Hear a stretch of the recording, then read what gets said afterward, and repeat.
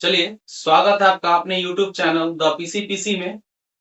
SCERT के अध्याय 11 में आपका स्वागत है। चलिए आते हैं सीधे टॉपिक पे।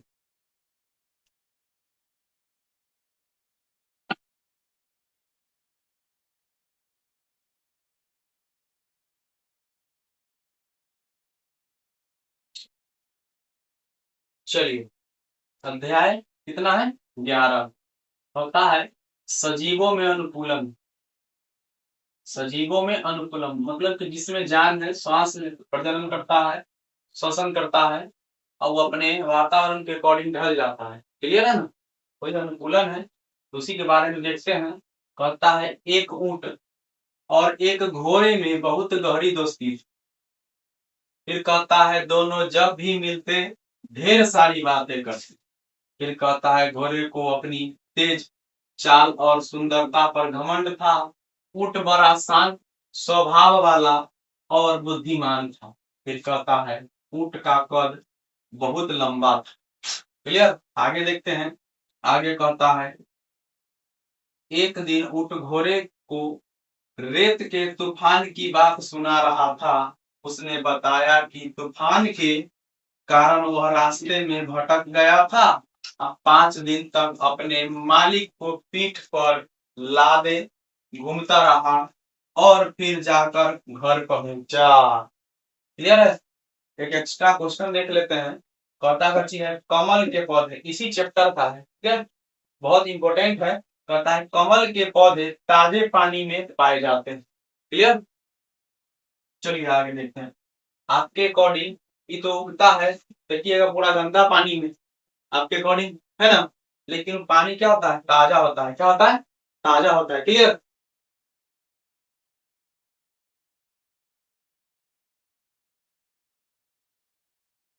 चलिए आगे देखते हैं। ऊंट की बात सुनकर घोड़ा हंसने लगा। बोला अरे तुम जैसे धीरे चलने वाले जानवर और क्या कर सकते हो? पूछ रहा है। फिर कहता है मैं होता तो एक दिन में रास्ता कची ढूंढ कर मालिक का घर पहुंचा देता। फिर कहता है ऊंट चुपचाप घोड़े की बात सुनता रहा। फिर बोला कभी मेरे साथ चलना जहां रेत के बड़े बड़े टीले होते हैं और दूर दूर तक कोई घर नजर नहीं आता। घोड़ा झट तैयार हो गया। बोला चलो अभी चलते हैं। फिर कहता है और अगले ही क्षण दोनों चल कची। फिर कहता है क्या लिखा हुआ है? अपने अगले ही दिन कर दिए। क्या लिखा हुआ है पता नहीं चल रहा है। रेत के टीले की ओर कची चल दिए रेत की टीले की ओर। क्लियर है? फिर कहता है घोड़ा तो झटपट सरपट भागना शुरू कर दिया। ऊंट मजे से पहले अपनी एक तरफ की दोनों टांगे आगे बढ़ाता फिर दूसरी तरफ की।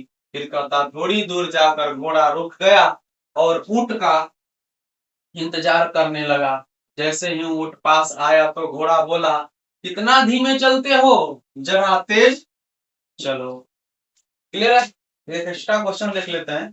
कहता है परिवेश में बदलाव के अनुसार ढल जाना पर्या पर्यायुकूलन कहलाता है। ठीक है, चलिए आगे देखते हैं। क्वेश्चन कहता है सॉरी आगे कहता है ऊंट बोला रुको भाई, आगे जाकर तो तुम भी धीमे हो जाओगे। और वहां सॉरी और वही हुआ। रेत के टीलों के पास पहुंचते पहुंचते घोड़े की चाल धीमी हो गई। उसके पैर रेत में धंस जाते और वह मुश्किल से आगे बढ़ता था। पर ऊंट अपनी उसी चाल में चलता रहा। उसके पैर नीचे रखते ही क्या होता?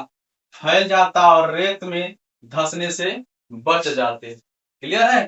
फिर कहता है धूप भी तेज थी। गर्मी और प्यास के मारे घोड़े की हालत खराब थी। पर ऊंट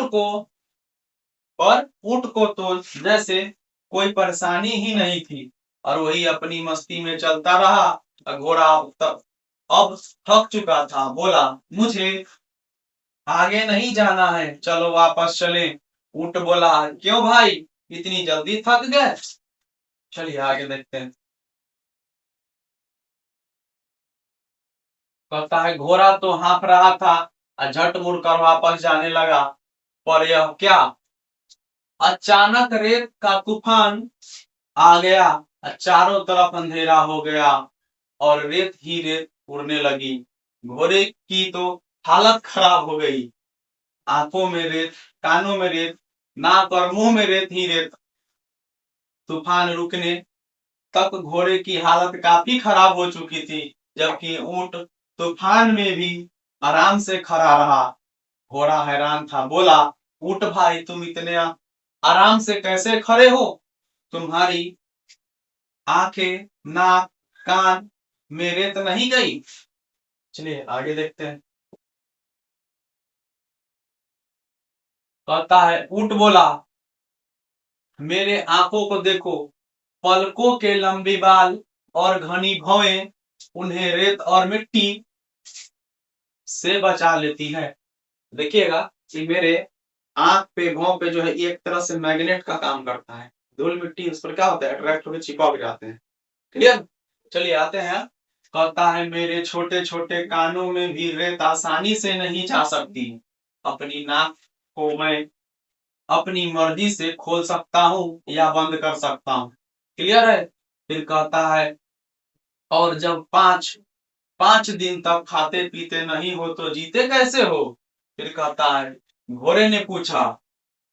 ऊंट ने बताया, मैं कुबर में भोजन चर्बी के रूप में जमा रखता जमा रहता है, सॉरी, रूप में जमा रहता है, जो बुरे वक्त में काम आता है।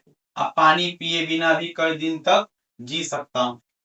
जो फैट होता है, मनुष्य में फैट होता है, मान लीजिए हम एक दिन, दो दिन, तीन दिन भूखे रह गए, ठीक है, तो हमको एनर्जी कहाँ से मिलेगा? तो एनर्जी वही फैट जो है टूट के मिलेगा, ठीक है। जब टूटेगा तो हल्का सा पेन महसूस होगा, दर्द होगा, पूरा देह दर्द करेगा, ठीक है। उसी प्रकार से यहाँ होता है, इसमें वसा के रूप में होता है, और उसके बाद जैसे कि उसको भोजन नहीं मिला तो उसको तोड़ करके क्या करता है, पी लेते रहता है। और इसका पोटी जो होता है क्या होता है, शुष्क होता है। और क्या चीज, ये जो यूरिन जो होता है बहुत कम त्याग करता है, रेगिस्तानी होने के कारण, ठीक है। और पोटी जो होता है शुष्क इसलिए त्याग करता है क्योंकि वहां पे क्या चीज, पानी का बहुत ज्यादा किल्लत होता है। क्लियर? इसमें गुण पाया जाता है सब। फिर कहता है अब घोड़े को समझ आ गया कि अगर वह तेज भागने की ताकत रखता है तो ऊंट रेतीले इलाकों में रहने की, दोनों में अपनी अपनी खूबियां हैं, इसीलिए तेज भागने पर उसे घमंड नहीं करना चाहिए था। इसीलिए मनुष्य को कितना भी गुणी हो उस पर घमंड नहीं करना चाहिए, ठीक है।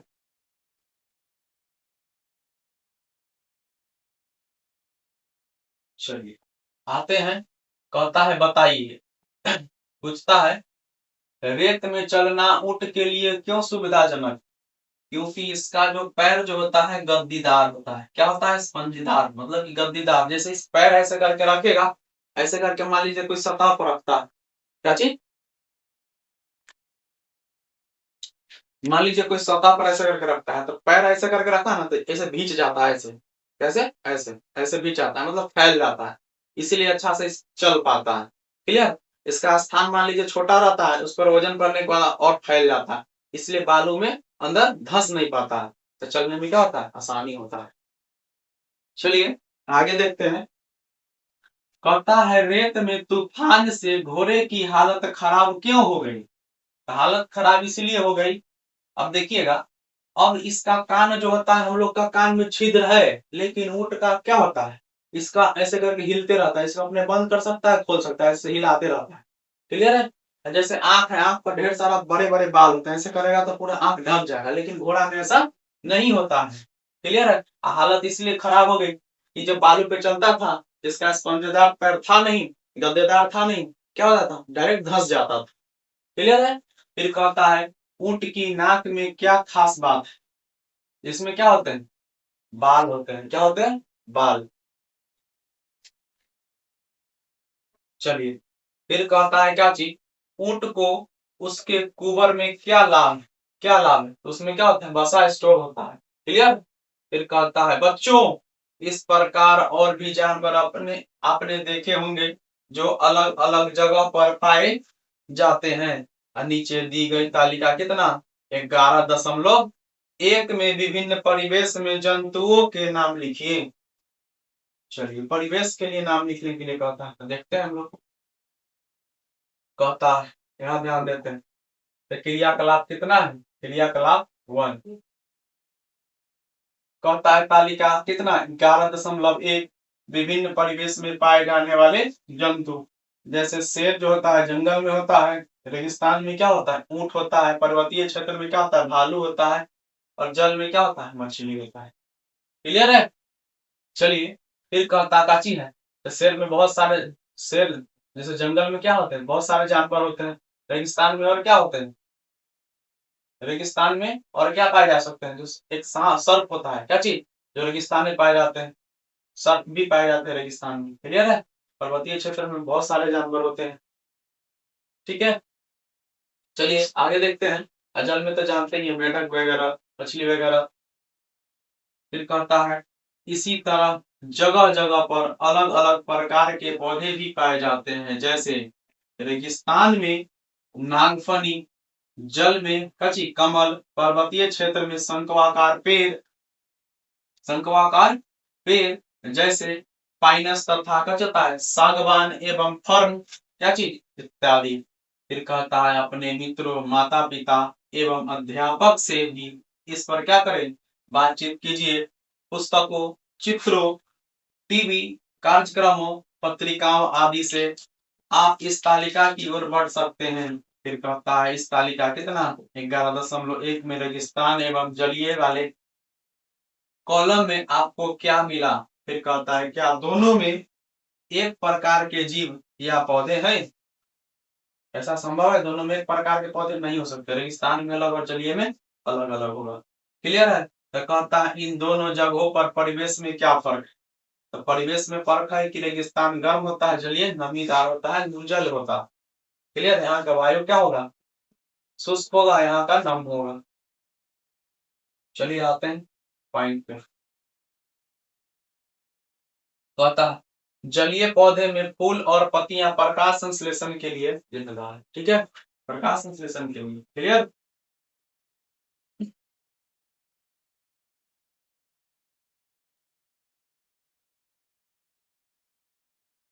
आगे देखते हैं। कहता का चीज है समुद्र में,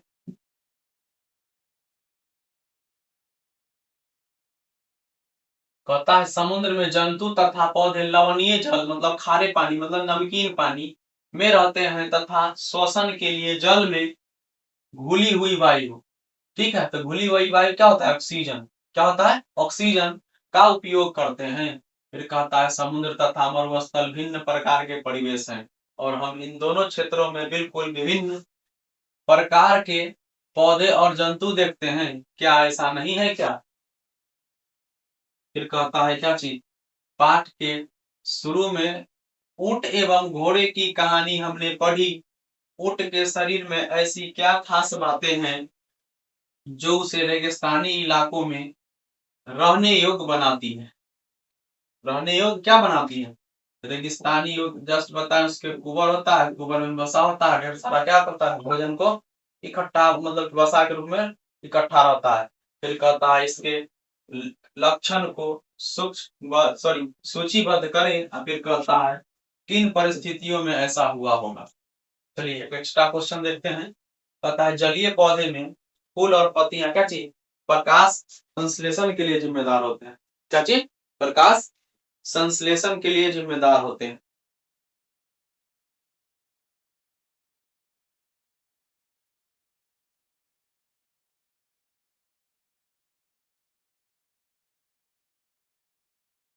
इस क्वेश्चन को पूरा कर देते हैं। प्रकाश संश्लेषण के लिए क्या होते हैं, जिम्मेदार है, तो ये हो जाएगा तैरते रहते हैं, क्या रहते हैं,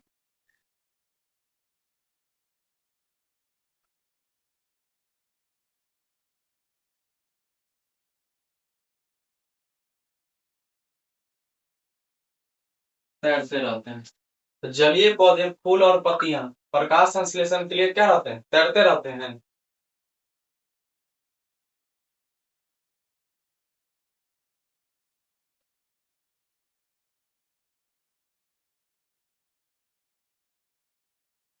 चलिए आगे देखते हैं। थोड़ा पता लग रहा है। जलीय पौधे में फूल और पत्तियां प्रकाश संश्लेषण के लिए क्या लिख सकते हैं? जल में तैरते रहते हैं। अब सही क्लियर।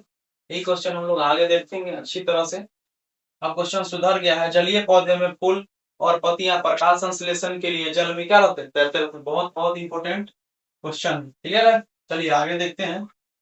कहता है इसके अलावा ऊंट के पैर लंबे होते हैं जिससे उसका शरीर रेत की गर्मी से क्या चीज दूर रहता है। साथ ही वे बहुत कम पेशाब करते हैं। जस्ट बोले हैं। मान लीजिए उसका टांग बहुत बड़ा बड़ा होता है। मान लीजिए इतना इतना बड़ा टांगे होता है और इसका बॉडी हाइट इतना होता है, मतलब कि रेत से इतना ऊंचा होता है, इसलिए क्या है हीट हीट यहाँ तक जाने में क्या होता है? कम जाता है। इसीलिए परिवेश में वो अच्छा से रह पाता है। मान लीजिए छोटा, जिसका पैर छोटा छोटा है, तो रेत गर्म होगा तो उसका बॉडी तुरंत क्या हो जाएगा? गर्म हो जाएगा। और उसके अंदर जो वायु सॉरी जो नमी होगी पानी, वो क्या हो जाएगा? जल्दी सूख जाएगा। लेकिन ऐसा ऊंट के साथ नहीं होता है। पता है उन्हें पसीना भी नहीं आता है। तो पसीना आता था क्या होता है? रेतीले में रहता है, तुरंत क्या हो जाता? सूख जाता और पानी के बिना मर जाता। फिर कहता है इन्हीं सब बातों के कारण वे जल के बिना बहुत दिनों तक रह सकते हैं। क्लियर। फिर कहता है अपने आसपास किसी नदी, तालाब, पोखर पर जाइए तथा वहां विभिन्न प्रकार की मछलियों का अवलोकन कीजिए। फिर कहता है विभिन्न मछलियों की आकृति में क्या समानता? आकृति में पूछ रहा है। तो कहता है मछलियों का शरीर धारा रेखीय होता है। हम लोग पिछली कक्षा में इसके बारे में अच्छी तरह से पढ़ चुके हैं। फिर कहता क्या चीज है? अगर इसके बारे में जैसे देखिए अभी हम लोग कितना अध्याय 11 पढ़ रहे हैं। आप लोग 10 अध्याय में देखिएगा तो मछली के बारे में बहुत अच्छे से जानकारी दिया हुआ है। आपका इस चैनल पे द पीसी चैनल पे आपको ये वीडियो प्लेलिस्ट में मिल जाएगा। ऐसे डिस्क्रिप्शन बॉक्स में आपका लिंक डाल दिया गया, उसमें आप जाकर के देख सकते हैं। फिर कहता क्या चीज है? इसे नौकाकार भी कहते हैं। जैसे नौकाकार कहने का मतलब नाव के आकार। कैसा? नाव के आकार का। क्लियर है। फिर कहता है इसका शरीर चिकने सल्कों से ढका रहता है। सल्क मतलब होता है जिसको चोइटा बोलते हैं हम लोग देहात में। क्या बोलते हैं? चोइटा बोलते हैं। क्लियर है। जो मछली जो बेचता है उसको खरड़ के हटा देता है, वही सल्क होता है। क्लियर है। फिर कहता क्या चीज है? इसके शरीर को सुरक्षा प्रदान करते हैं तथा इनकी विशिष्ट आकृति जल में गति करने में सहायक है। फिर कहता है मछली मछली में एक जो क्या बोले थे?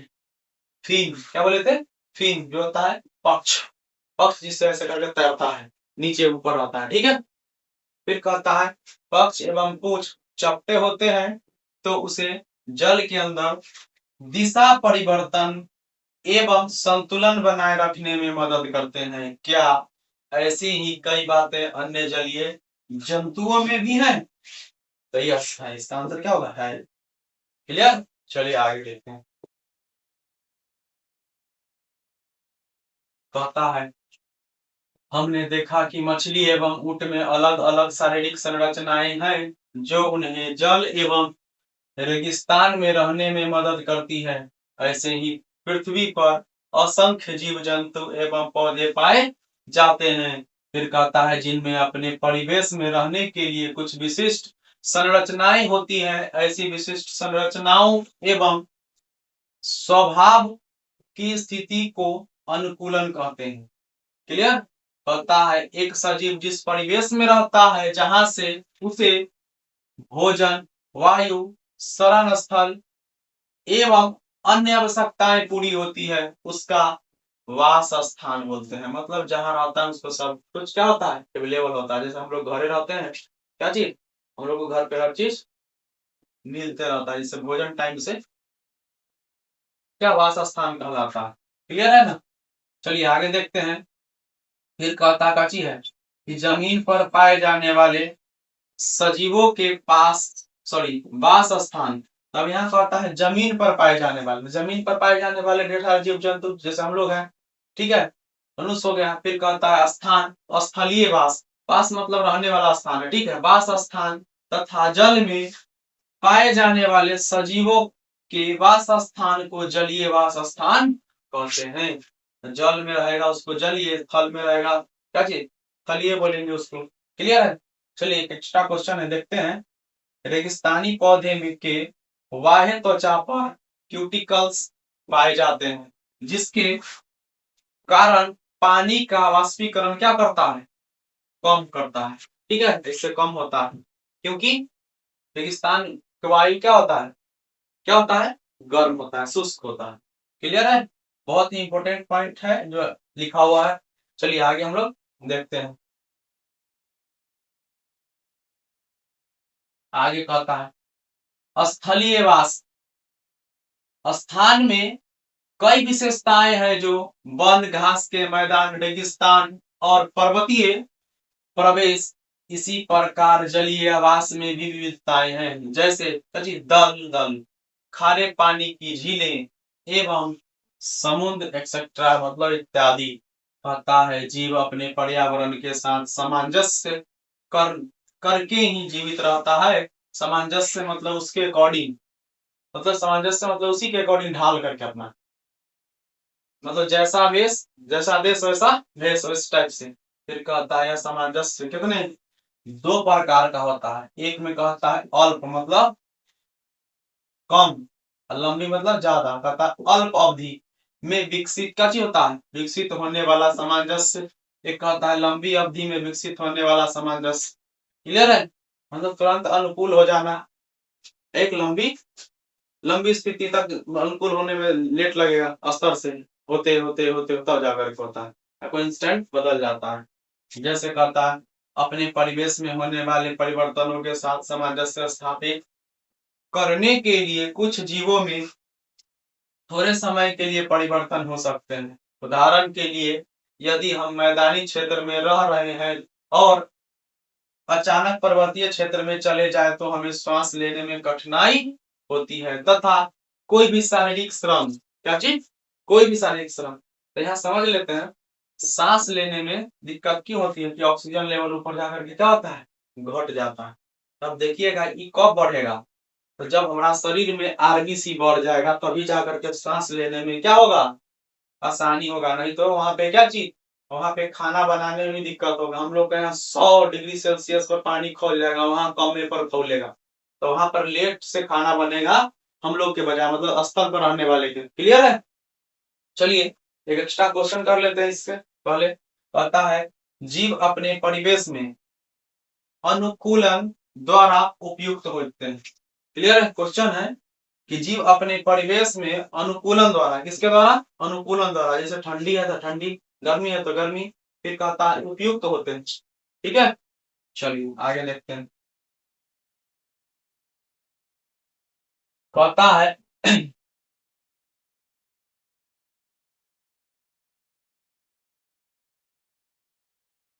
क्या कहा कि शारीरिक श्रम श्रम करने में असुविधा होती है। तो श्रम करने में असुविधा क्यों होती है, हम लोग थके थके महसूस होंगे, क्या कि हम ऑक्सीजन स्थल पर हम लोग को ज्यादा मिलता था, पहाड़ी क्षेत्र में कम मिलेगा, तो थके थके महसूस करेंगे, हमको असुविधा होगी कोई काम करने में।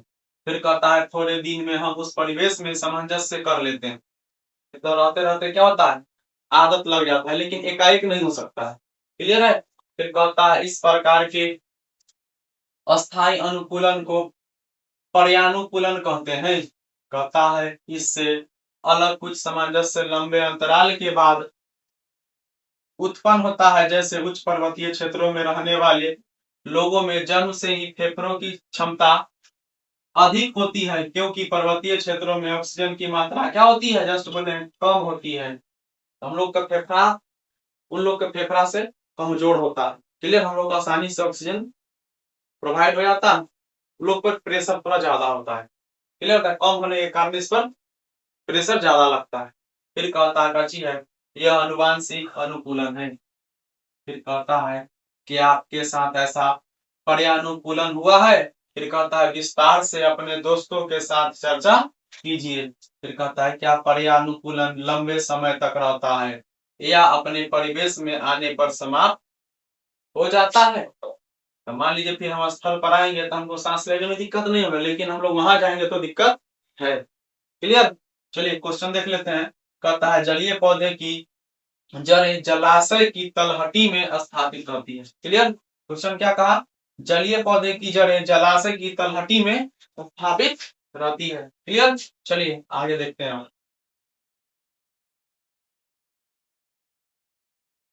कहता है क्रियाकलाप कितना, 2। फिर कहता है चने के कुछ सूखे बीजों को एकत्र कीजिए और कुछ बीजों के एक ढेर को अलग रख दें तथा शेष को एक दिन के लिए पानी में भीगने के लिए रख दें। फिर कहता है भीगे हुए बीजों को 4 हिस्सों में बांटें। फिर कहता है उसमें एक हिस्से को 3-4 दिन के लिए पूरी तरह पानी में डुबो कर रख दें। फिर कहता है सूखे हुए बीजों को तथा पानी में पूरी तरह से डूबे हुए बीजों को बिल्कुल न हिलाएं। फिर कहता है भीगे बीजों में से एक भाग को धूप वाले कमरे में तथा दूसरे को पूरे अंधेरे वाले क्षेत्र में रख दे। मान लीजिए चना लिए, चना को 2 भाग में बांटे, कैसे, फुला करके, एक्टिव करके। ठीक है, उसको एक्टिव कर दिए, क्योंकि अंधेरा में रख दिए, वो प्रकाश वाले क्षेत्र में रख दिए। तो आप जानते हैं जहां प्रकाश रहेगा उधर अंकुरण ज्यादा जल्दी होगा अंधेरे वाले की अपेक्षा। क्लियर है। अंधेरा में भी होगा लेकिन धूप वाले में ज्यादा जल्दी होगा। फिर कहता है जैसे अलमारी, संदूक जिसमें धूप न आए, अंतिम भाग को ढकी जगह जैसे फ्रिज या बर्फ की पेटी में रखे। इन 3 भागों को प्रतिदिन जल में नम रखें, मतलब कि हल्का हल्का के पानी का फुहारा देते रहें। फिर कहता है कि अधिक जल को निकाल दें और कुछ दिन बाद आप क्या देखते हैं। देखिए क्या कहता है क्या सभी 5 भाग समान रूप से अंकुरित होते हैं। संभव ऐसा नहीं है। जहाँ ऑक्सीजन जिसको बक्सा में बंद किया उसको ऑक्सीजन लेवल भी क्या मिलेगा, कम मिलेगा, तो कम उगेगा। तो सबसे ज्यादा कम कहाँ होगा, एक तो वो अंधेरा में रहा, ऊपर से ऑक्सीजन उसको कम मिला। ठीक है। और सबसे ज्यादा एक्टिव कौन हुआ होगा, जो धूपा में रहा होगा। क्लियर है। उसको हम क्या नमी देते रहे। तो कहता है क्या प्रकाश और अंधेरे में रखे बीजों के अंकुरण की मात्रा में फर्क है, तो प्रकाश वाले में ज्यादा और अंधेरे वाले में कम। क्लियर है। चलिए आगे देखते हैं। कहता है ऐसा क्यों हुआ, तो कहता है वायु, जल, प्रकाश तथा उष्मा जैसे अजैव घटक सजीवों के लिए अत्यंत क्या है, आवश्यक है। सभी में क्या चीज अलग अलग मात्रा में मिला तो इसीलिए अलग अलग ग्रोथ भी करेगा। फिर कहता है सजीव बहुत ठंडे और बहुत उष्मा होता है उष्ण परिवेश में भी पाए जाते हैं। ये जीव इस विषम परिवेश में जीवित रहने के लिए कुछ विशिष्ट व्यवस्था को अपनाते हैं। यहाँ अनुकूलन काम आता है। अनुकूलन अल्पकाल में नहीं होता है। अनुकूलन जैसे जस्ट बोले हैं हम लोग, स्थलीय क्षेत्र से पहाड़ी क्षेत्र में जाएंगे तो अनुकूल होने में हमको क्या लगेगा, लेट लगेगा। क्या लगेगा, लेट लगेगा। क्लियर। आगे देखते हैं। कहता है हजारों वर्षों की अवधि में किसी जीव में किसी क्षेत्र में अजैव घटकों में परिवर्तन के कारण आते हैं। क्या चीज, परिवर्तन के कारण आते हैं। फिर कहता हुए जंतु जो इन परिवर्तनों के प्रति अपने आप को नहीं ढाल पाते वो नष्ट हो जाते हैं। केवल वे ही जीवित रहते हैं जो अपने आप को बदलते परिवेश में अनुसार क्या चीज अनुकूलित कर लेते हैं। मान लीजिए कोई दिक्कत नहीं।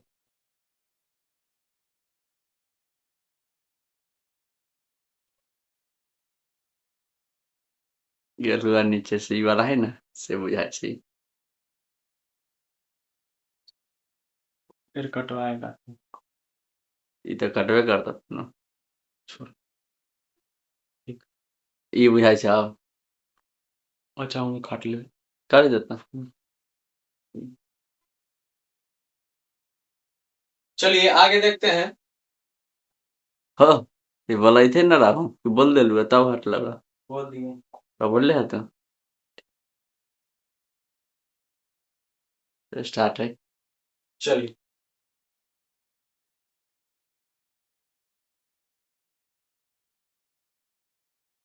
कहता है आगे, निम्न तालिका 11 कितना 2 में अलग अलग वास स्थानों में अजैव घटकों को कम क्या चीज ज्यादा बहुत कम ज्यादा भरी।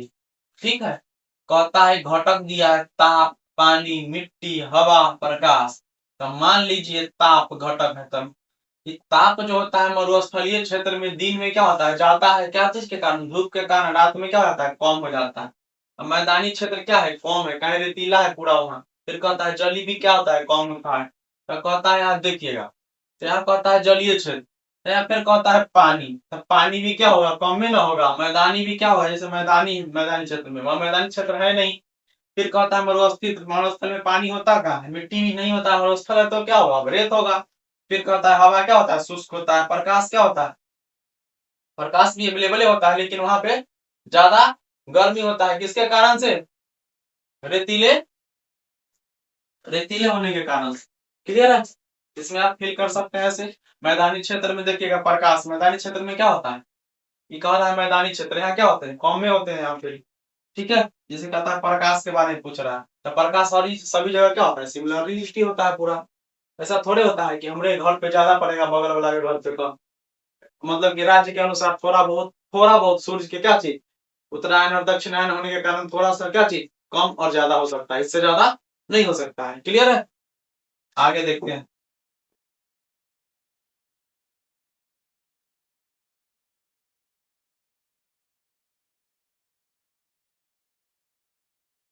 चलिए देखते हैं, विभिन्न वासस्थान। कहता है स्थलीय क्या चीज, वासस्थान, स्थलीय वासस्थान। फिर कहता है मरुस्थल, क्या कहता है, मरुस्थल। तो मरुस्थल में दिन में तेज गर्मी पड़ती है और रातें अधिक ठंडी होती हैं। ऊंट के बारे में हमने पढ़ा, क्या पढ़ा, तो रेगिस्तान में पाए जाने वाले छोटे जीव अधिक ताप से बचने के लिए गहरे बिलों में चले जाते हैं तथा रात में भोजन के लिए बाहर आ जाते हैं। फिर कहता है चित्र संख्या कितना में, 13 में, कुछ रेगिस्तानी पौधे में चित्र में देखे सॉरी दिए गए हैं। फिर कहता है नागफनी, बबूल, कहता है गाची, ग्वारपाठा जिसको घृत कुमारी कहते हैं, क्लियर, आदि रेगिस्तानी पौधे अपने आस पास देखे होंगे, इनमें क्या क्या खास बातें हैं, पूछ रहा है। तो ये सब जो होता है मरुस्थलीय पौधे हैं, मतलब जहाँ शुष्क क्या हो, वायु हो, और कम जल हो, कम जल की मात्रा हो, वहीं भी क्या हो सकता है, अच्छी तरह से उग सकता है। क्लियर है, आगे देखते हैं।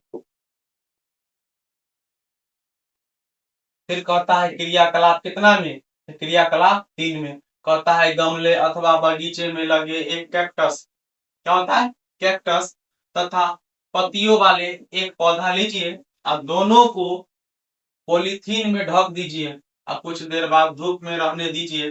दोनों पौधे सर्जन करते हैं, अब थोड़ी देर बाद पॉलीथीन में इकट्ठा हुई पानी की मात्रा को देखिए, तो ऐसा हो जाता है। ठीक है, चलिए इससे पहले हम लोग क्वेश्चन देख लेते हैं, दोनों पॉइंट पढ़ने से पहले। कहता है किस पौधे में कम वाष्पोत्सर्जन की क्रिया होती है, इससे एक्स्ट्रा चीज पढ़ा दिए हैं, तो गुद्देदार जीरोफाइट में, और ज्यादा किस में होती है, तो मोसोफाइट में। क्लियर है, चलिए ये आपको बहुत महत्वपूर्ण है।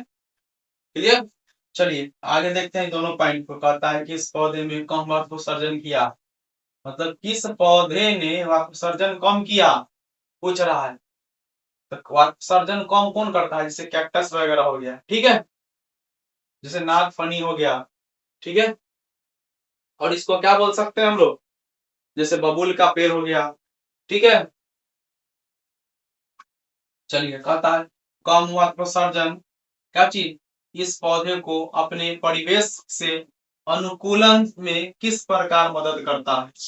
तो कहता है वाष्पोत्सर्जन इस पौधे में क्या चीज, तो पानी की मात्रा, मान लीजिए हम लोग के यहाँ स्थलीय पौधे में पत्ती खुली हुई होती है, यहाँ पे कैसे मुड़ी हुई होती है, एकदम जैसे कांटे नुमा होती है।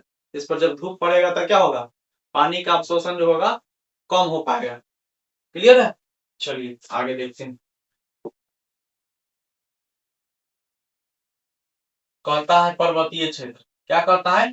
पर्वतीय क्षेत्र। कहता है पहाड़ों पर असामान्यतः बहुत ठंड होती है और सर्दियों में तो हिमपात भी होता है। पर्वतीय क्षेत्रों में वृक्ष शंक्वाकार मतलब कीप जैसा, देखिए ऐसा है ना, शंक्वाकार। क्लियर? तो कहता है कीप जैसा होता है तथा इसकी शाखाएं तिरछी होती है। इनमें से कुछ वृक्षों की पत्तियां सुई के समान होती है। इससे वर्षा का जल एवं हिम आसानी से नीचे की ओर खिसक जाता है। फिर कहता है पर्वतों पर इन वृक्षों से अधिक भिन्न आकृतियां एवं आकार वाले वृक्ष भी मिल सकते हैं। फिर कहता है कितना, चित्र संख्या 11.4 के कितना में, क में कहता है पर्वत पर जीवित रहने के लिए कुछ अन्य प्रकार के अनुकूलन हो सकते हैं। अन्य प्रकार के अनुकूलन क्या हो सकते हैं? चलिए आगे उससे देखने से पहले एक और क्वेश्चन देख लेते हैं। कहता है रेगिस्तान में कैक्टस, बबूल, झाड़ीदार और कांटेदार पौधे पाए जाते हैं। क्लियर है? चलिए अब इसके आगे हम लोग देखते हैं। कहता है पर्वतीय क्षेत्र में पाए जाने वाले जंतु भी वहां परिस्थितियों के प्रति क्या होते हैं? अनुकूलित होते हैं। अनुकूलित नहीं होंगे तो जीवित भी नहीं रहेंगे। फिर कहता है 11.4 में 4 की कितना, ख देखें। कहता है यह क्या है? याक है। क्या है? याक है। ठीक है, इसकी विशेषता पढ़ते हैं। कहता है काची, उनकी मोटी त्वचा कची होता है या और ठंड से उनका बचाव करती है। जैसे शरीर को गर्म रखने के लिए याक का शरीर लंबे बालों से ढका होता है और पहाड़ी तेंदुए के शरीर पर फर होते हैं। जैसे देख रहे हैं पूरा बाल जो लटका हुआ है ये पूरा एकदम घना होता है, ठंड से बचाव करता है। क्लियर है? चलिए फिर कहता है यह बर्फ पर चलते समय कची उसके पैरों को ठंड से बचाता है। पहाड़ी बकरी के मजबूत खूर, जैसे पहाड़ी बकरी जो होता है पहाड़ पर भी चढ़ जाता है। संकीर्ण पहाड़ रहेगा पूरा लंबा लंबा, मतलब किनारे ऐसे करके चढ़ जाएगा। मान लीजिए ऐसे है ना, ऐसे ऐसे ऐसे करके ऐसे ऐसे ऐसे करके चढ़ जाता है पहाड़। मान लीजिए ऐसे है, ठीक है, तो यहाँ तक देखिएगा ऐसे ऐसे करके पहाड़ आता है, तो यहाँ यहाँ यहाँ चढ़ा हुआ मिलेगा। क्लियर है? फिर कहता है कि खून उसे ढालदार चट्टानों पर दौड़ने के लिए अनुकूलित करते हैं। क्लियर है? तो यहाँ वाले बकरी जो वहां पहाड़ पे नहीं चढ़ पाएंगे, लेकिन वहां परिवेश के कारण ऐसा हो जाते हैं। फिर कहता है अतः जैसे जैसे हम पर्वतीय क्षेत्रों में ऊपर चढ़ते जाते हैं, फिर कहता है परिवेश का स्वरूप बदलता जाता है। फिर कहता है और हमें विभिन्न ऊंचाइयों पर पाए जाने वाले जीवों के अनुकूलन में विविधता दिखाई देती। क्लियर है? हम लोग क्वेश्चन कर चुके हैं। चलिए देखते हैं क्वेश्चन। कहता है सजीव। सजीव जो होता है सर्द, क्या चीज? सर्द, सूखा, ठीक है, नम, गर्म प्रकार के चीज विशेष व्यवहार अपनाते हैं। जैसे कि हम लोग हैं, मतलब ठंडी आएगा तो ठंडी जैसे मतलब कि अपने बॉडी को गर्म रखने के लिए अनुकूलित हो जाते हैं। जैसे गर्मी होता है तो गर्मी में अनुकूलित हो जाते हैं। ठीक है, चलिए आगे देखते हैं। आगे कहता है घास स्थल। क्या कहता है? घास और स्थल। देखिए घास है और स्थल मतलब भूमि होता है। फिर कहता है कि शेर वन में अथवा घास स्थल में रहता है तथा एक ऐसा शक्तिशाली जंतु है जो हिरण जैसे जंतुओं का शिकार कर उन्हें मारकर खा जाता है। मान लीजिए ये है, इसको क्या करेगा? इसको इसको लगता होगा कि एकदम ताजा ताजा मेरे लिए भोजन बना हुआ है, इसको पूरा चाव से खाएगा। क्लियर है? चलिए देखते हैं आगे। आगे कहता है कि इन दोनों जंतुओं की आंखें उनके चेहरों पर किस प्रकार स्थित हैं। कहता है क्या वे चेहरे के सामने सामने है अथवा पास। पास मतलब होता है बगल में, मतलब इधर वाला इधर, इधर वाला इधर। तो पास मतलब कि हम समझा देते हैं, आप एक बार में समझ जाइएगा। जैसे कोई महिला नाक में नथुनी पहनती है तो आईना के सामने लगता है उल्टा है, इसी को पास बोलेंगे। क्लियर है? एक बार में समझ में आ गया होगा। फिर कहता है पास मतलब बगल में है। कहता है शेर के अगले पैर के नख लंबे होते हैं जिन्हें वह पदांगुलियों के अंदर खींचकर छिपा सकता है। कहता है क्या शेर की यह संरचनाएं उसके जीवन यापन में सहायता करती है? पूछ रहा है कहाँ करती है? शिकार करने में, चलने में। फिर कहता है उसका मटमैला रंग शिकार के दौरान उसे घास के सूखे मैदानों में छिपाए रखता है। तो अभी जो मटमैला रंग होता है, जो पैटर्न बना होता है, कोई सा पैटर्न होता है, जैसे कि मान लीजिए यहाँ तो हम क्या शेर के बारे में पढ़ रहे हैं, ठीक है। तो शेर जो होता है, देखिएगा, शेर के ऊपर बाल होता है, शेरनी के ऊपर नहीं होता है, ठीक है ना। शेर और शेरनी को पहचानने का तरीका, शेरनी को बाल गर्दन पे नहीं होता है, शेर को होता है। चलिए फिर कहता है, फिर कहता है गाची छिपाए रखता है और शिकार को पता भी नहीं चलता। चेहरे के सामने की कची होता है, आंखें उसे वन से दूर तक शिकार खोजने में सहायक होती है तथा शिकार को चारों तरफ देखने में सहायता होती है। क्लियर है? अब जो उसका जो होता है शेर लोग, जैसे उसका मुंह है, सेंसर का काम करता है। क्या चीज का? सेंसर का काम, आहट पता करता है। क्या चीज? आहट पता कर लेता है और कई किलोमीटर तक मतलब कि आहट को सुन सकता है, इतना कान पतला होता है। क्लियर है? ये सब विशेषता है किसका? शेर का। चलिए आते हैं, और जो पैटर्न बना होता है, आपके लिए क्वेश्चन रहा, जो पैटर्न बना होता है किस पर बना होता है? पूरा चमड़ी पर बना होता है कि बाल पे? कमेंट करेंगे। क्लियर है? चलिए आगे देखते हैं। फिर कहता है एक दूसरा जंतु, क्या चीज? एक दूसरा जंतु, हिरन जो वन या घास स्थल में रहता है, पौधे के कठोर तनों को बचाने के लिए इसके मजबूत दांत होते हैं। फिर कहता है हिरन को अपने शिकार की उपस्थिति, क्या चीज? उपस्थिति की जानकारी आवश्यक है ताकि वह उसका शिकार न बन सके और वहां से भाग जाए। फिर कहता है उसके लंबे कान उसे शिकारी की गतिविधि की जानकारी देते हैं। इसके सिर के पास बोले हैं बगल में दोनों ओर स्थित आंखों दोनों दिशा में देखकर खतरा महसूस कर सकती है। फिर कहता हिरन की तेज गति उसे शिकार से दूर भागने में सहायक होती है। फिर कहता इस प्रकार हम देखते हैं कि शेर, हिरन तथा अन्य जंतुओं एवं पौधे में और भी बहुत सी क्या चीज विशिष्ट संरचनाएं होती है जो उन्हें उनके वास स्थान में जीवित रहने योग्य बनाती है। क्लियर है? सब गुण जो होता है नहीं होगा तो शिकार नहीं कर पाएगा, शिकार नहीं कर पाएगा तो खाएगा क्या? नहीं खाएगा तो टाइटर फिश हो जाएगा। चलिए आगे देखते हैं। कहता है जलीय वासस्थान, क्या कहता है? जलीय वासस्थान। कहता है समुद्र, क्या कहता है? समुद्र। कहता है समुद्र में रहने के लिए मछली के अनुकूलन के विषय में हम चर्चा कर चुके हैं, पिछली कक्षा में लोग कर चुके हैं। फिर कहता है दूसरे बहुत से समुद्री जंतुओं का शरीर भी धारा रेखीय होता है। धारा रेखीय होता है तो धारा रेखीय किसका होता है? मछली का। किसका होता है? मछली का, जिससे वह जल में आसानी से तैर सकते हैं। कहता है रिग्ड एवं ऑक्टोपस जैसे कुछ समुद्री जंतुओं का शरीर आमतौर पर धारा रेखीय नहीं होती है, केवल मांसल होती है। क्लियर है? फिर कहता है समुद्र की गहराई में तलहटी में रहते हैं। फिर कहता है कची तथा अपनी ओर आने वाले शिकार को पकड़ते हैं। और फिर कहता है जब वे जल में चलते हैं तो अपने शरीर का धारा रेखीय कची होता है, धारा रेखीय बना लेते हैं, मतलब ऐसा पैटर्न बना लेते हैं। क्लियर है?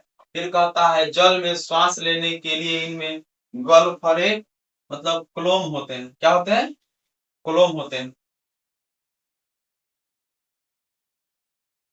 कहता है डॉल्फिन एवं व्हेल जैसे कुछ जंतुओं में गिल नहीं होते। फिर कहता है यह सिर पर स्थित नासा द्वार अथवा बात छिद्रों द्वारा सांस लेते हैं। बहुत इंपॉर्टेंट है, एक बार और इसको रिपीट कर देते हैं। कहता है सिर पर स्थित नासा द्वार अथवा बात छिद्रों द्वारा सांस लेते हैं। क्लियर है? ये जल में लंबे समय तक बिना श्वास के लिए रह सकते हैं। क्या? यह जल में लंबे समय तक बिना श्वास लिए रह सकते हैं। वे समय समय पर जल के सतह पर आकर श्वसन छिद्रों से जल बाहर निकालते हैं एवं श्वास द्वारा स्वच्छ वायु अंदर भरते हैं। क्या आपने कभी दूरदर्शन पर अथवा समुद्री जीवन पर चलचित्र में डॉल्फिन की इस रोचक क्रिया को देखा है? यस, देखा ही होगा, सभी का डिस्कवरी पर देते रहता है। क्लियर है? चलिए आगे देखते हैं। आगे कहता है तालाब एवं झील। क्या कहता है? तालाब एवं झील। तो कहता है कि आपने तालाब, झील, नदियों एवं नालों में पौधे को उगते देखा है? कहता है यदि संभव हो तो समीपवर्ती किसी तालाब में भ्रमण कर जाइए। सॉरी, भ्रमण पर क्या करें? जाने के लिए कहता है। और वहां दिखाई देने वाले कुछ पौधों को बाहर निकाल लीजिए। इन पौधों को पत्तियां, तने और जड़ें किस प्रकार की व्यवस्थित हैं? ठीक है, तो कहता है अपने आसपास के तालाबों, पोखरों में मिलने वाले जलीय पौधे के स्थलीय नाम की सूची बनाइए तथा अवलोकन कीजिए कि पौधे का कौन सा हिस्सा या अंग जलीय वास स्थान के लिए अनुकूलित है। क्लियर? फिर कहता है आगे, कहता है इनमें से कुछ पौधे की जड़ें जलाशय की तलहटी की मिट्टी में स्थित रहती है और स्थलीय पौधे जड़ मिट्टी से जल एवं खनिज पोषक तत्वों अवशोषण का महत्वपूर्ण कार्य करती है। एक बार और इसको रिपीट कर देते हैं, बहुत महत्वपूर्ण पॉइंट है। कहता है स्थलीय पौधे में जड़ मिट्टी से जल एवं खनिज पोषक तत्वों का अवशोषण का महत्वपूर्ण कार्य करती है, परंतु जलीय पौधे में जड़ें आकार में बहुत छोटी होती है एवं इसका मुख्य कार्य पौधे को तलहटी में जमाए रखना होता है। क्लियर? मतलब कि आप क्या चीज इधर से उधर बह के ना चल जाए, इसलिए जमाए रखता है। चलिए आगे देखते हैं। कहता है क्या चीज? इन पौधों का तना लंबा, खोखला एवं हल्का होता है। ऐसे समझ सकते हैं, जलीय जो है पेड़ पौधा, उसका तना कैसा होता है? लंबा होता है, खोखला होता है एवं हल्का होता है। क्लियर है? कहता है तना जल की सतह तक वृद्धि करता है। फिर कहता है जबकि पत्ती एवं फूल जल की सतह पर प्लवन, प्लवन मतलब होता है तैरने वाला, तैरता रह, यहाँ लिखा हुआ है तैरते तैरते रहते हैं। क्या चीज? यहाँ गलत लिखा हुआ है, तैरते करते रहते हैं। फिर कहता कची है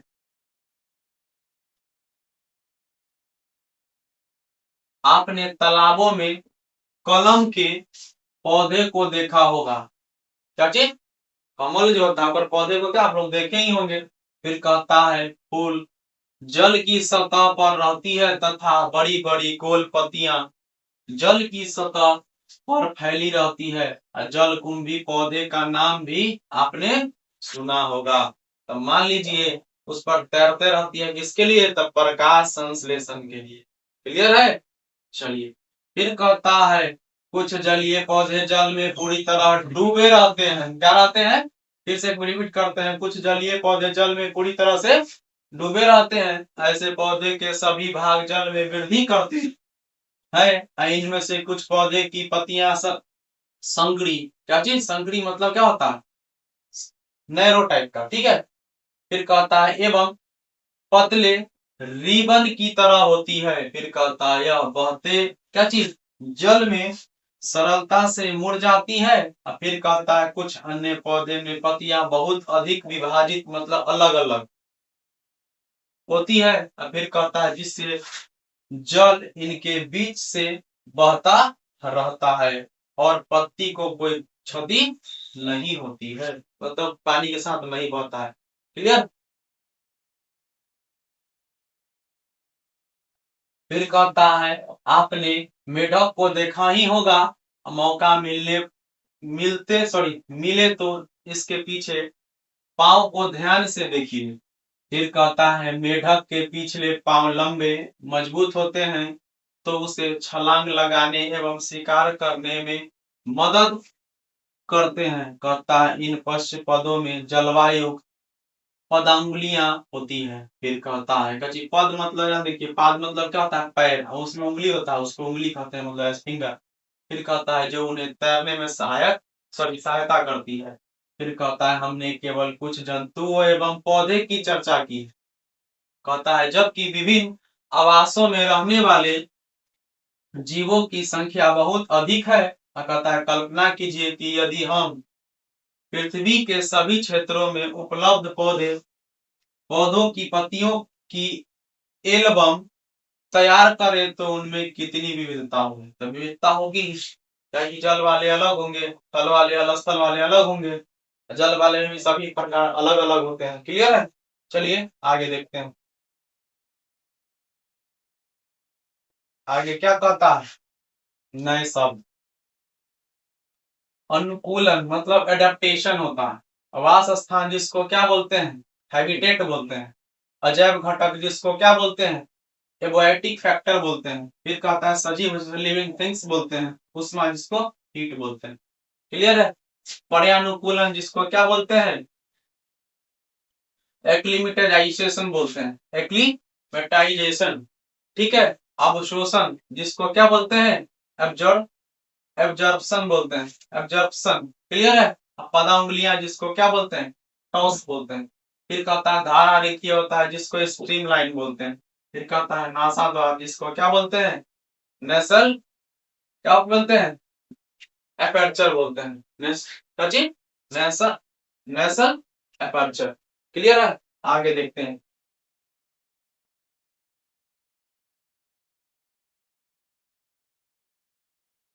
चलिए आगे देखते हैं। कहता है हमने सीखा, क्या कहता है? हमने सीखा पृथ्वी पर पाए जाने वाले सजीवों में अपने परिवेश में रहने के लिए कुछ विशिष्ट संरचनाएं होती है। फिर कहता है ऐसे विशिष्ट संरचनाओं एवं स्वभाव की स्थिति को अनुकूलन कहते हैं। फिर कहता है पर्वतीय क्षेत्रों के पौधे शंक्वाकार होते हैं। कैसा होते हैं? शंक्वाकार, ऐसे, ठीक है ना। फिर कहता कची है मछली का आकार धारा रेखीय या नौकाकार होता है।